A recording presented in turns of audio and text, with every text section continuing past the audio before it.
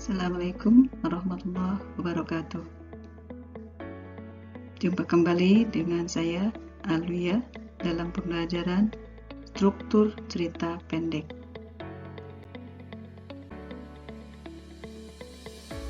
Pada pembelajaran kali ini, kita akan membahas mengenai struktur cerita pendek dan kaidah cerita pendek.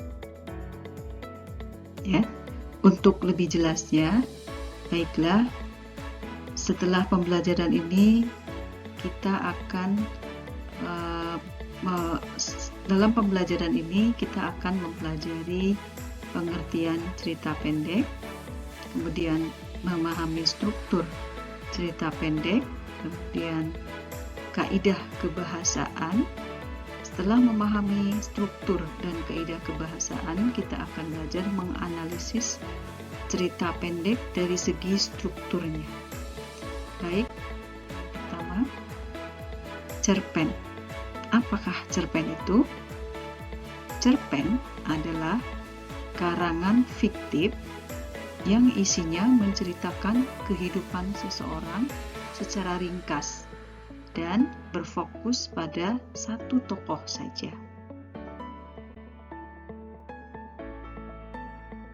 Setiap teks pasti memiliki struktur teks. Lalu, apa struktur teks cerpen tersebut? Teks cerpen memiliki struktur yang terdiri dari abstrak, orientasi, komplikasi, evaluasi, resolusi, dan yang terakhir koda. Baik, abstrak. Apakah abstrak itu? Abstrak merupakan ringkasan ataupun intisari dari cerita yang akan dikembangkan menjadi rangkaian peristiwa demi peristiwa. Pada bagian abstrak biasa juga kita sebut sebagai gambaran awal dari cerita tersebut. Selanjutnya adalah orientasi. Orientasi merupakan struktur yang wajib ada dalam teks cerpen. Pada bagian ini berisi perkenalan tokoh, latar yang meliputi waktu, tempat, dan suasana, konflik, serta pengenalan tentang unsur-unsur cerpen yang lain. Selain orientasi, struktur cerpen yang berikutnya adalah komplikasi. Komplikasi berisi urutan kejadian yang dihubungkan secara sebab akibat. Pada struktur ini, kalian akan mendapatkan atau mengenal watak dari masing-masing tokoh. Karena dalam cerita ini, tokoh-tokoh dalam cerita ini mulai bermunculan. Konflik mulai bermunculan. Selanjutnya adalah evaluasi dan resolusi. Kita bahas dulu evaluasi. Pada bagian evaluasi, struktur konflik mulai mengarah pada klimaks, serta mulai menemukan atau mendapatkan pemecahan masalah atau penyelesaian dari masalah atau konflik yang dihadapi oleh tokoh. Struktur selanjutnya adalah resolusi. Pada struktur bagian ini, pengarang mengungkapkan solusi dari permasalahan yang dihadapi oleh tokoh dalam cerpen tersebut. Struktur yang terakhir adalah koda. Pada bagian koda dijelaskan nilai-nilai atau pelajaran yang dapat dipetik dari suatu cerita. Koda dan abstrak merupakan struktur cerpen yang sifatnya manasuka. Artinya, struktur tersebut boleh ada juga boleh tidak ada. Jadi tidak semua cerpen memiliki struktur abstrak dan kode.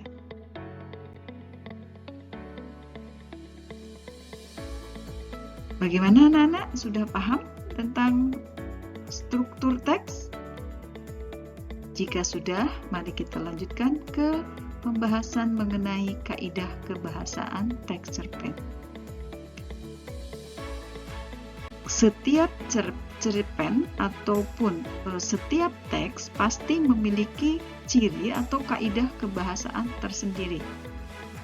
Pada cerita pendek, kaidah-kaidah kebahasaannya yang sering kita temukan adalah yang pertama, banyak menggunakan kalimat yang bermakna lampau.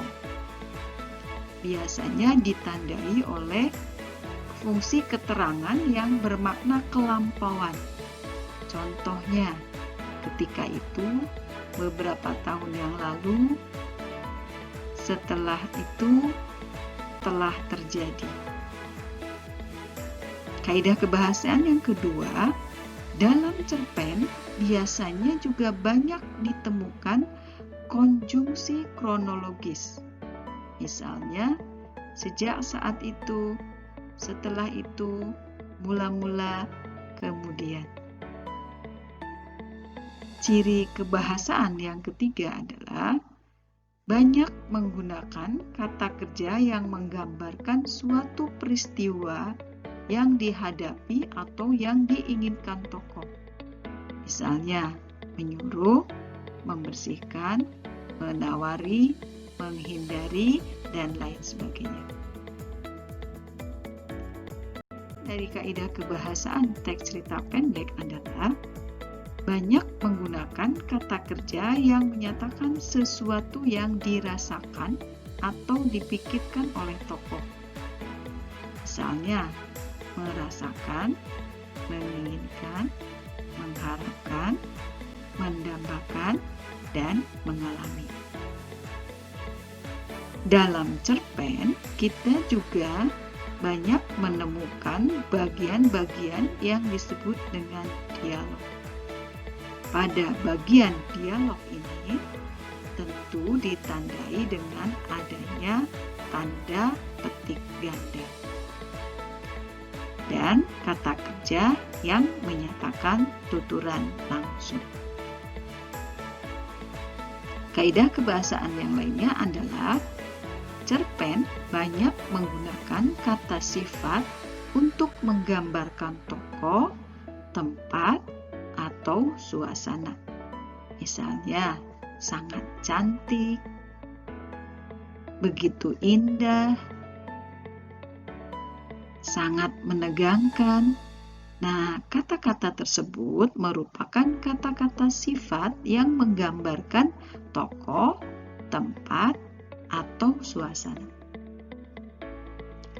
Berikutnya, cerpen juga pada umumnya menggunakan bahasa yang tidak baku atau bahasa yang tidak formal.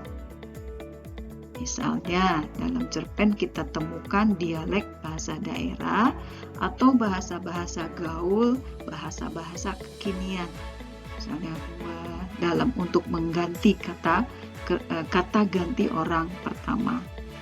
Ya, atau dialek-dialek dari bahasa daerah tertentu. Untuk lebih memahami cerita pendek dari segi struktur dan kebahasaannya, silakan kalian simak, kalian baca baik-baik, kalian pahami cerpen yang berjudul Seragam. Dikutip dari kumpulan cerpen Kompas.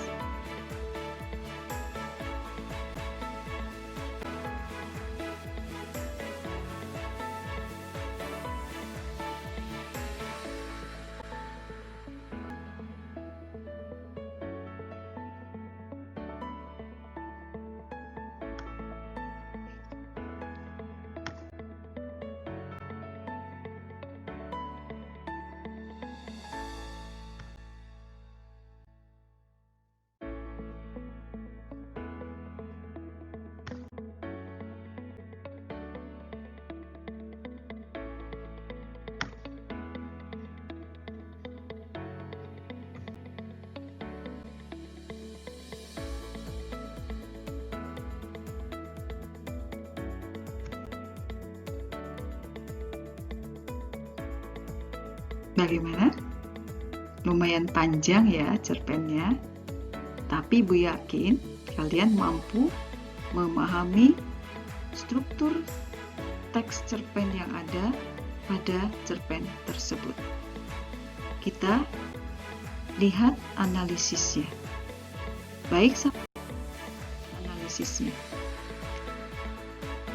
Setelah membaca cerpen tersebut, mari kita lihat analisis yang pertama, yaitu pada bagian orientasi. Paragraf pertama dalam cerpen ini termasuk strukturnya adalah orientasi. Jadi dalam cerpen ini tidak ditemukan abstrak. Jadi tidak menggunakan abstrak. Sebagaimana yang kalian ketahui bahwa abstrak itu sifatnya boleh ada, boleh tidak ada. Silakan kalian pahami paragraf ke-1 dan paragraf kedua.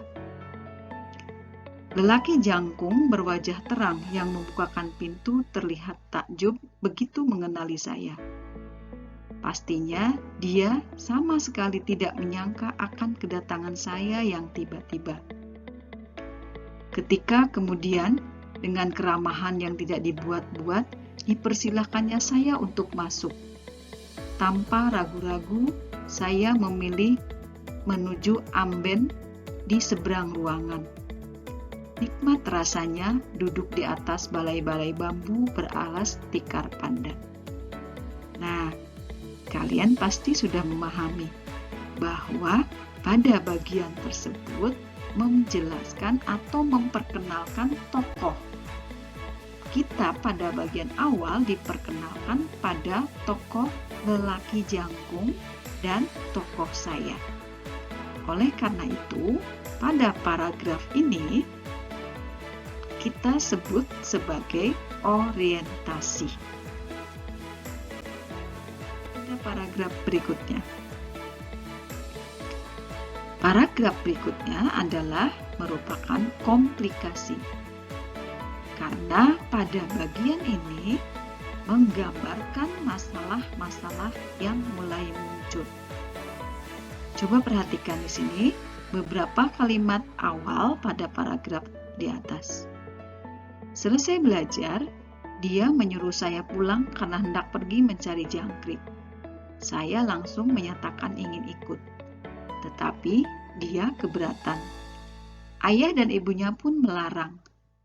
Sering memang saya mendengar anak-anak beramai-ramai berangkat ke sawah selepas Isya untuk mencari jangkrik.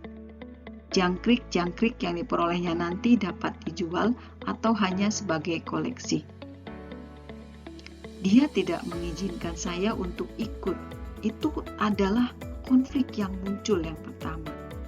Si tokoh laki-laki jangkung itu tidak mengizinkan tokoh saya untuk ikut mencari jangkrik. Pada bagian ini sudah mulai muncul beberapa konflik. Ya, jadi bagian ini merupakan struktur teks yang namanya komplikasi. Selanjutnya, ada yang kita sebut sebagai resolusi. Mengapa paragraf ini kita sebut resolusi? Karena pada bagian ini pengarang sudah menemukan solusi dari permasalahan yang dihadapi si tokoh dalam cerita tersebut. Adalah koda. Pada bagian akhir teks cerpen tersebut bisa kita kategorikan sebagai struktur teks yang bernama koda. Karena pada bagian tersebut di dalamnya kita dapat menemukan nilai-nilai yang disampaikan penulis kepada pembaca cerpen. Sekaligus bagian ini merupakan bagian penutup cerita pendek tersebut. Nah, nilai yang diajarkan di sini adalah bisa kita lihat pada kalimat nilainya jelas jauh lebih kecil dibanding dengan nilai persahabatan yang saya dapatkan dari sebuah seragam coklat pramuka. Nah, di sini mengajarkan betapa nilai persahabatan itu memiliki nilai yang sangat abadi. Baik. Pada pertemuan berikutnya dengan video tentang kaidah kebahasaan dari teks cerpen. Terima kasih atas perhatiannya. Sampai jumpa pada pembelajaran berikutnya. Sebelum kita mengakhiri pembelajaran ini, mari sama-sama kita membacakan doa. Bagi yang beragama Muslim, mari kita membaca hamdalah, dan bagi yang beragama lain, silahkan membaca doa menurut agama dan kepercayaannya masing-masing. Terima kasih atas perhatiannya. Sampai jumpa kembali dan tetap semangat. Assalamualaikum warahmatullahi wabarakatuh.